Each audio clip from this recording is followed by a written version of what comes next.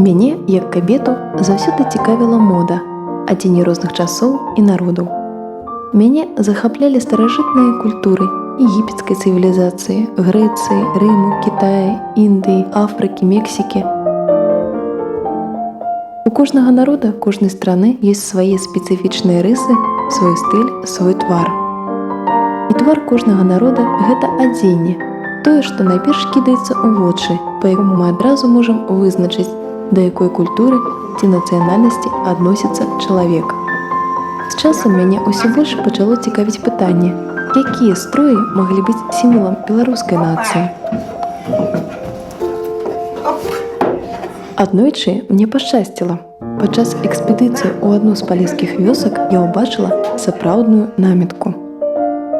Гэта атрымалася зусім нечакана і выпадкова. Я думала, што намітку ў нашы часы убачыць акрамя як у музеях і на фотаздымках ужо немагчыма, але баба Тася захавала яшчэ матчыну намітку. Безумоўна, мне было вельмі цікава, якім спосабам яе павівалі. Вельмі хацелася ўбачыць гэты працэс на малюнках у кніжцы, а нажыва.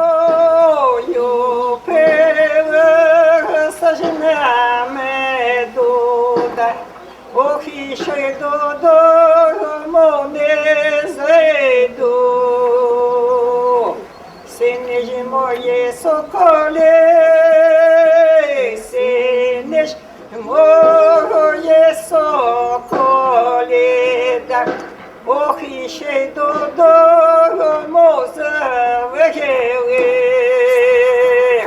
a niewiesty zły do siejany,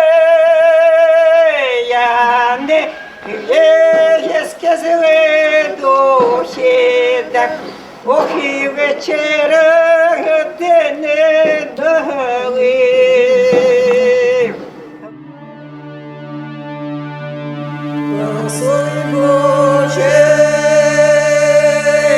Благослови Боже, ще посади, благослови Боже,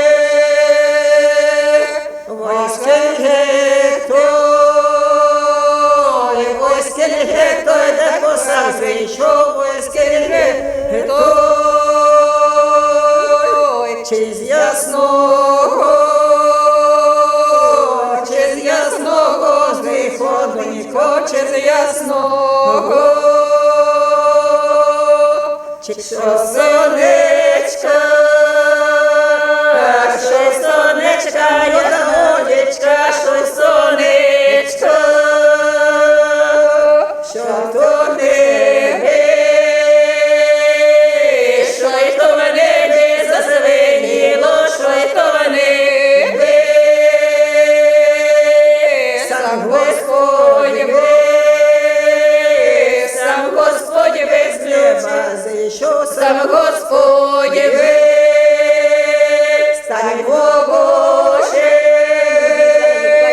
станьмо Боже, на хватаже, станьмо Боже, що гем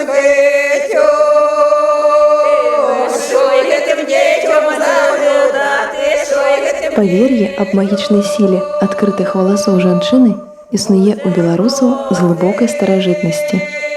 Таму галаўны убор быў абавязковым элементам жаночага адзення. У зборніку Святаслава 1073 года галаўны убор жонкі князя складаўся з рушнікападобнага кавалка тканіны, прапушчанага пад падбародкам і абкручанага вакол галавы, які поўнасцю закрываў валасы. У першай палове 16 стагоддзя Бона Сфорца, жонка караля Жыгімонда I Старога, прывезла ў Вялікае княства Літоўскае і Польшчу моду на італьянскія галаўныя уборы і адкрытыя валасы. Шырокія слаі шляхты, дзе ў жанчын існаваў непарушны звычай поўнасцю хаваць валасы пад галаўным уборам, вельмі непрыхільна аднесліся да гэтай моды. Нават сама Бона Сфорца вымушана была падпарадкавацца гэтаму звычаю. І пазней, нягледзячы на ўсталяванне пры двары іспанска-нямецкай моды, жанчыны з каралеўскага атачэння не асмельваліся хадзіць з непакрытымі валасамі. Сама каралева Барбара Радзівіл насіла берэт зверху чапца з жэмчугу і жамчужнай апаяскі, якія поўнасцю хавалі валасы.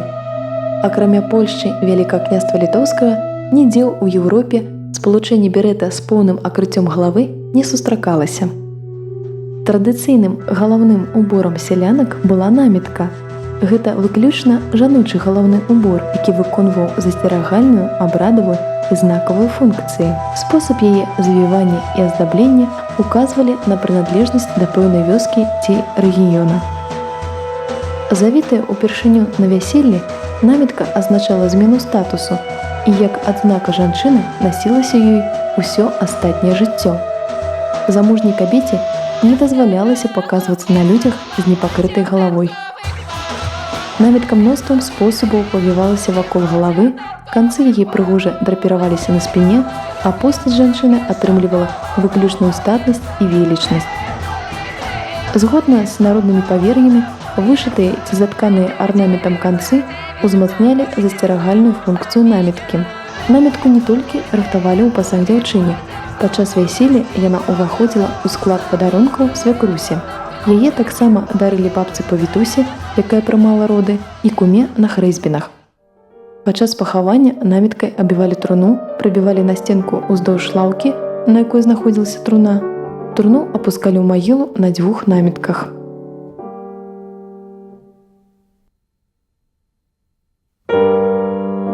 Я вырашыла сама для сябе зрабіць намітку, але для наміткі трэба было рабіць цалкам рэканструкцыю строя. Узорам для мяне былі фотаздымкі пачатку 19 стагоддзя з мястэчка Давыд-гарадок. Праца аказалася не вельмі лёгкай. Да нашага часу касцюм у музеях не захаваўся, а вучэбнымі і навукова-даследчымі установамі Рэспублікі Беларусь рэканструкцыі не рабіліся. Адзінае толькі тое, што рэканструкцыю давыдгарадоцкага галаўнога убору рабілі ў этна-рок-шоу праекце «Юр'я» у 99 годзе. Я і выкарыстала для сваёй наміткі распрацоўкі Юрыя Вдронка. А для вырабу касцюма было толькі некалькі чорна-белых фотаздымкаў з альбома Міхася Романюка. Цікава, якое ўражанне выклікае мой касцюм у горадзе. Дзіўна. Касцюм, якому больш за 200 гадоў, які ніводнай дэталью не падобны на касцюм сучаснай жанчыны, не звяртае на сябе ніякай увагі. Нават кабеты, якія заўсёды звяртаюць увагу на знешні выгляд і адзенне іншых кабет, здаюцца абыякавымі. Можа, прычына ў маладосці? Заўсёды яны некуды спяшаюцца і нічога не заўважаюць. А як жа старэйшае пакаленне? Можа, у іх больш часу?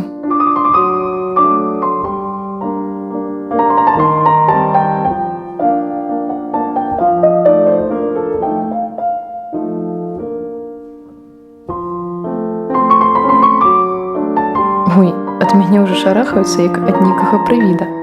Мабыць, праблема не ва ўзросце. Мажліва, яны прымаюць мяне за іншаземную тэрарыстку. Яны нават не думаюць, што гэта беларуская.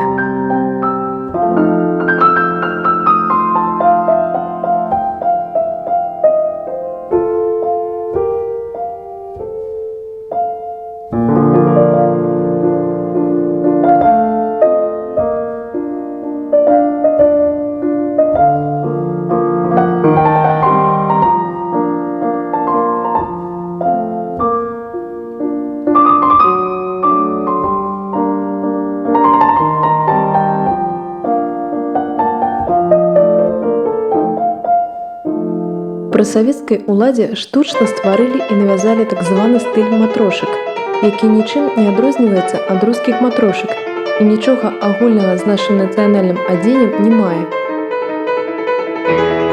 Паспрабую другую частку горада.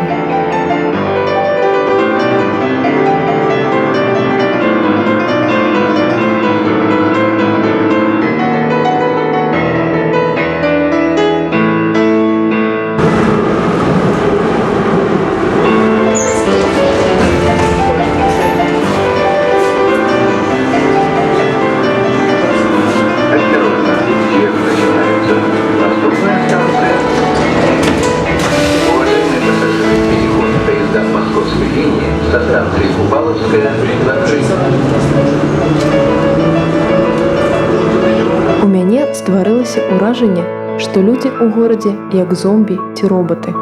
Яны павінны выканаць вызначаную праграму. Інфармацыі ў іх базе дадзеных хапае толькі на гэту праграму.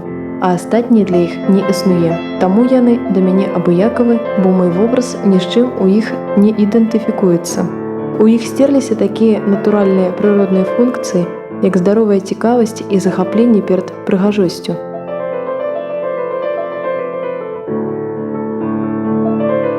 Сусветная гісторыя сведчыць, што зняважлівае стаўленне да народнай культуры, як правіла, абарачваецца сур'ёзнымі катаклізмамі.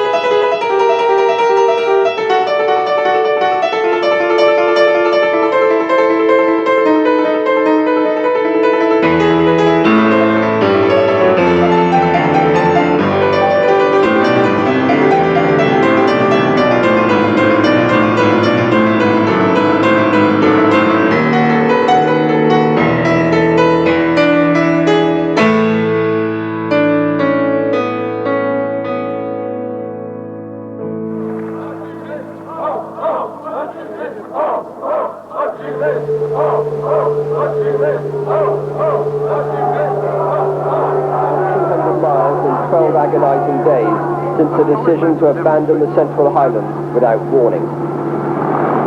Because the refugee convoy is being chopped to pieces, a wave of helicopters is used to evacuate people to the airbase at Suiwa. An aerial survey was made by the Deputy Prime Minister, Dr. Phan Pham Nhat, who's in charge of the refugee program in the whole of the country. The number of refugees is very high. Милый мой Боже, тяжкая моя дом.